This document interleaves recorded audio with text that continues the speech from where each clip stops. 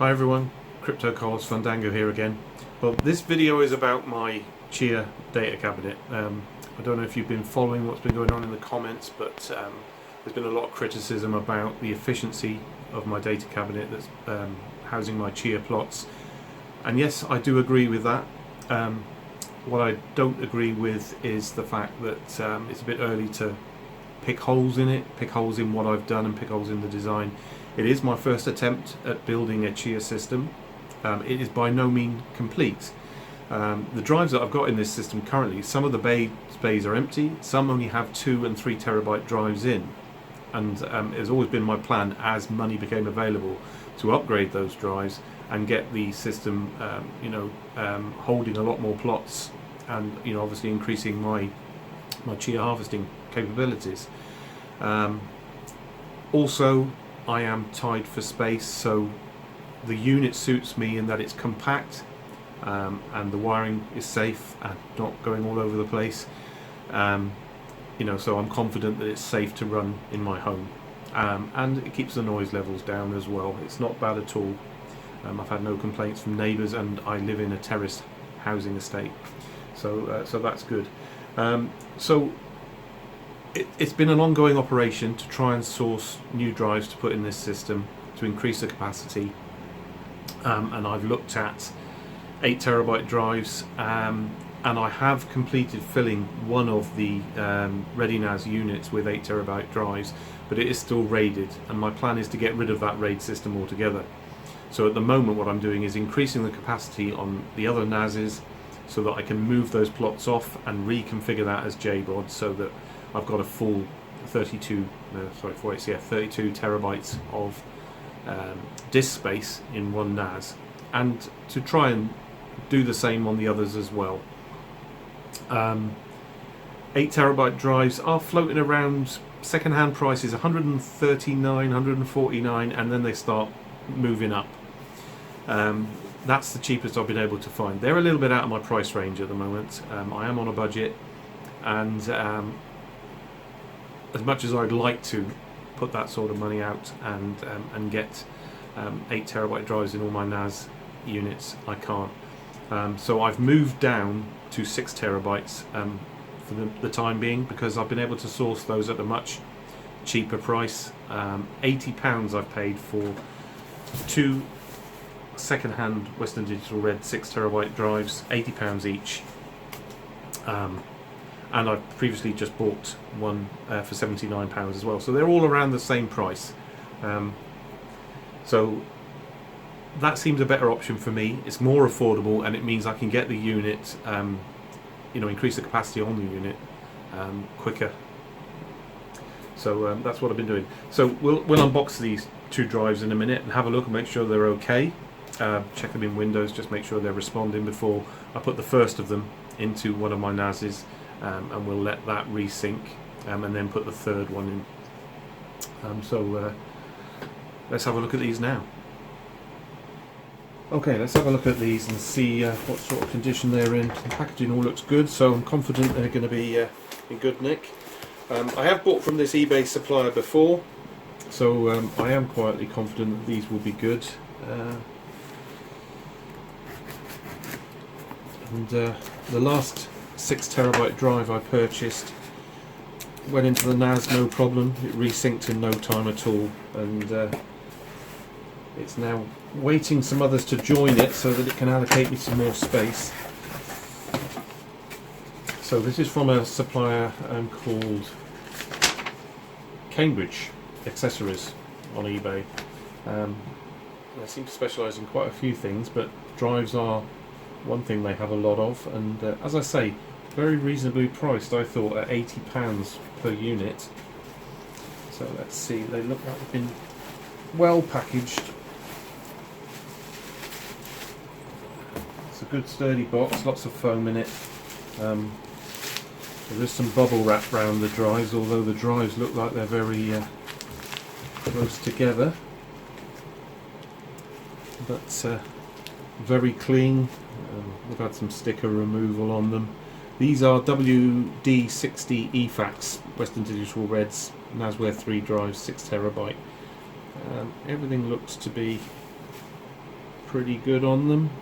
No damage to the SATA connector or anything like that. So I'm going to leave these to warm up a little bit, because they were delivered into an outside box outside my house, and it's very cold today. We've got temperatures around 0. We've had snow this morning. The sun's coming out now, but it wasn't very warm out there at all, and the drives feel very cold to the touch. So I think we'll let them come up to room temperature a bit before I stick them in the NAS unit. Second one, identical drive again. All looks in good condition. These apparently have come out of working units. No damage to the connectors or anything like that. So we'll let these just get the chill out of them, because they are very cold to the touch at the moment. Let them warm up a bit, and then we'll stick them in a drive dock and just have a look in Windows, just make sure they're responsive and that they are reporting the correct drive size, because I have had my fingers burnt in the past and bought what was supposed to be a 3 terabyte drive. All the stickers on the drive identified itself as 3 terabyte. You could not get Windows to report anything other than 2 terabyte. It was a 2 terabyte drive in a 3 terabyte disguise. So that's always the first thing I do.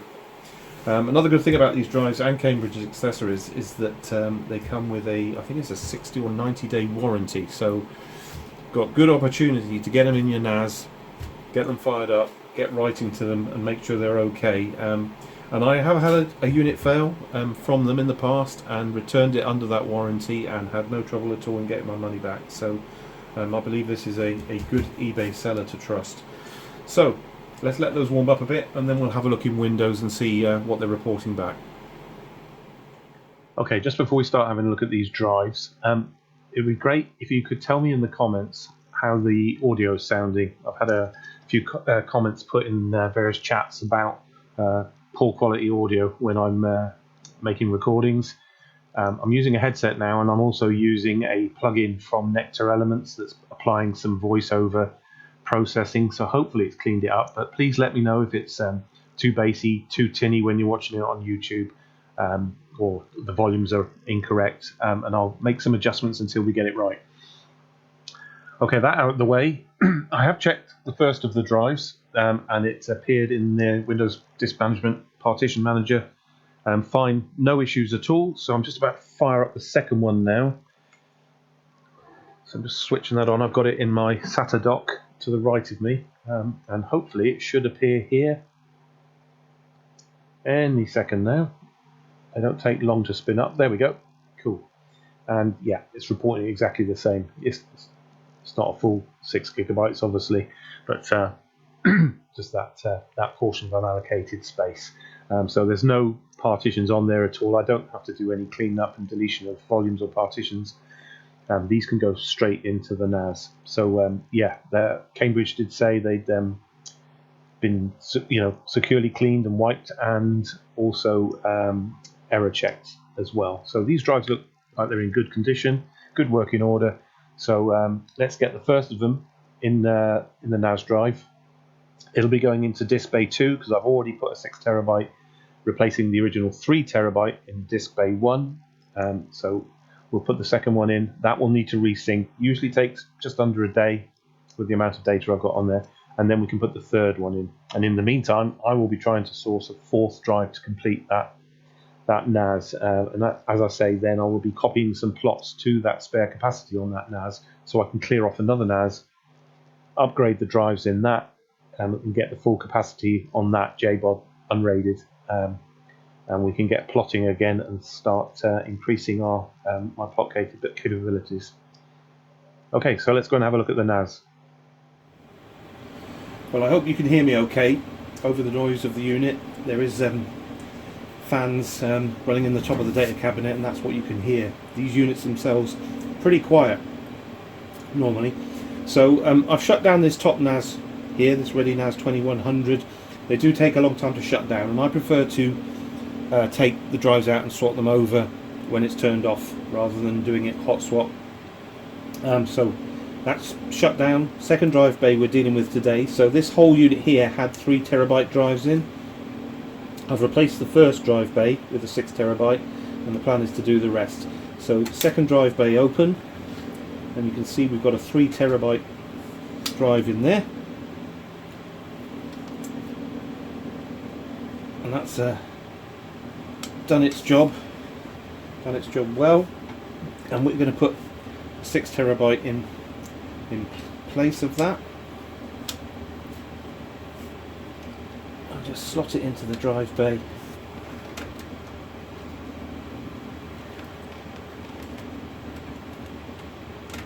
And close it up. And then we start the Ready NAS again, just by clicking the power button.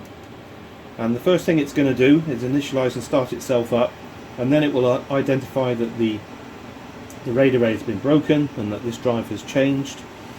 And what it will do, it will start to enter a resync operation that normally takes, well, on the first one it estimated about 26 hours, but it did it a lot quicker than that. It was well under a day. I was surprised. So I'm expecting the same on this one and any subsequent ones, but I won't be putting the third 6 terabyte drive in until the resync operation is finished on that, because it's best to just do a drive at a time and let it recover itself that way rather than totally confusing it. So that'll start up, and we'll get the power light stable in a moment, and what you'll probably see is the ACT activity light will flash quite considerably. It's not on the other units because it only comes on when they're being accessed for information from the harvester, but this one, the activity light will probably stay on, and then we'll see a blinking of the disk drive light for number 2, and that'll be continuous during the resync operation. And I can use the radar utility and also go into the admin interface, and it will tell me how it's getting on with that resync operation, how long it expects to take with it, and when it will complete. So I won't bore you with doing that, but that's what I'm doing, to this unit. Still a lot of work to get bigger drives in here, to get better efficiency and get more plots in there, before I'll be satisfied that this unit is complete. It is an experiment for me, but I want to see it through to completion. I want to get as big a drives as I can in these 4 units and get it all filled up with plots, get harvesting, and see what the outcome is. I know that there's a lot of recommendations from other CHIA miners, and yes, I will listen to those. And this will probably be the only data cabinet like this that I produce to mine CHIA. It was an experiment. There are better ways of doing it, as I've been informed and I have seen, and I may be adopting those for further growth of my sort of CHIA ecosystem.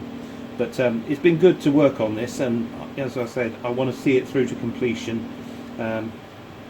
And just see how well it performs or how badly it performs for myself. So we'll leave it there. I shall go shopping and see if I can find one more 6 terabyte drive at a similar sort of price to complete that first rack, and then that'll be 6 terabytes in there, but they'll all be RAIDed, so I wouldn't imagine we'll have more than 18 terabytes available in that RAIDed solution.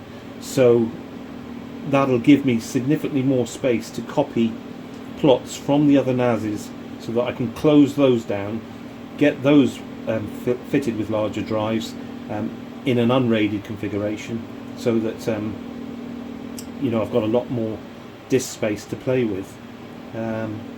For instance, this one here, the second one, that's now fully populated with 8 terabyte drives, but there's only 24 terabyte available because it's RAID 5. So the plan will be, as I've upgraded other units in JBOD style, to copy all those plots off and then delete the volume on this NAS and recreate it so that I've got a full 32 terabytes on that NAS. So that's the plan. That's where I'm going next. Get rid of the RAID on this system. You don't need it. As I say, I only put it on in the first place because I was nervous, having not done anything like this before, and I was worried about losing drives. But to be honest, the units and the drives are very stable, and I think we can eliminate that from the configuration. So that'll be the plan. Okay, so I hope you liked that video. Just a short one today. Please give it a thumbs up if you liked it.